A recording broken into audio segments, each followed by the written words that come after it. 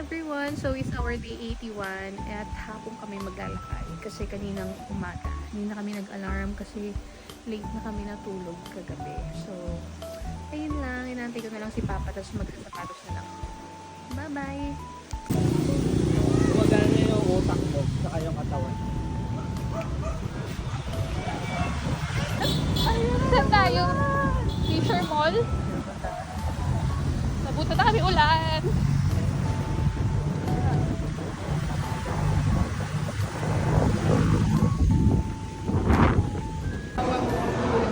Nabuta ng ulan.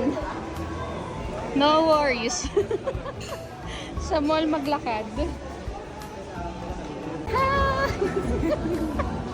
Nakabot kami Fisher Mall para lang maglakad.